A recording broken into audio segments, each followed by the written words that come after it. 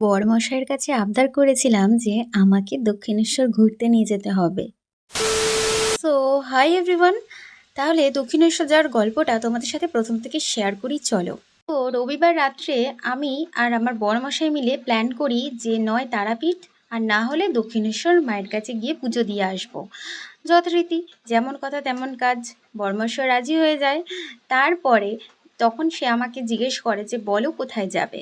তো আমি বলেছিলাম যে দেখো, আম, তারাপীঠ যাওয়ার বেশি ইচ্ছা ছিল, কিন্তু যেহেতু তোমার কাজও আছে, প্লাস মায়ের সাথে একটু দেখা করতে যেতে ইচ্ছা করছে, মায়ের আশীর্বাদ দিতে যেতেও ইচ্ছা করছে, তাহলে তুমি আমাকে দক্ষিণেশ্বর নিয়েই চলো। তাহলে দক্ষিণেশ্বরে যাই, কারণ দক্ষিণেশ্বর গেলে কি হবে, মায়ের আশীর্বাদটাও পাওয়া হবে, প্লাস আমার বরের কাজটাও হবে, তো দুটোই হবে।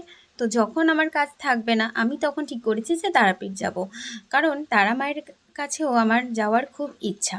তো যাই হোক, মা যেখানে টেনেছে সেখানেই আমি এসেছি, মা তো একই হয় তাই না। তোমরা যারা দক্ষিণেশ্বর এসেছো বা এসেছিলে তারা সবাই জানো যে ভেতরে ফোন অ্যালাউ নেই, তাই ফোন ওখানে জমা রাখতে হয়। আর আমিও ওই জন্য ফোন জমা রেখেই গেছি, ভেতরের কোনো ক্লিপ আমি নিতে পারিনি। কিন্তু আমার খুব কষ্ট হচ্ছিল যে ইস, অত সুন্দর মায়ের মুখটা আমি নাকি ভিডিও করতেই পারলাম না, তোমাদের সাথেও আমি শেয়ার করতে পারলাম না। কিন্তু অতগুলো মানুষ কেউই আর কি ভিডিও করতে পারেনি, সবারই ফোন জমা ছিল।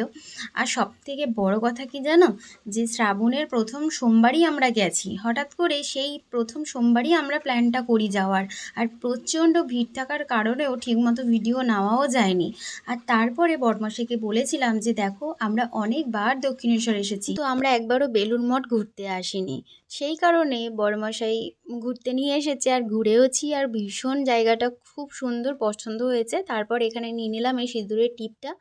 যাওয়ার সময় পরার ইচ্ছে ছিল, কিন্তু তখন আমি দেখতে পাইনি, তাই আসার সময় পরে নিলাম। আর এইখানে যেটা মজার ঘটনা, বড়মশাই এই মূর্তিটা যাওয়ার সময় দেখেছিল আর বলেছিল এটা আমি কিনবো, তো কিনেই ছেড়েছে। আর উনি আমাদের বাড়িতেও চলে এসেছে। তারপরে পুজো দিয়ে ক্লান্ত হয়ে বাড়ি চলে এলাম। কেমন লাগলো জানিও ভাই।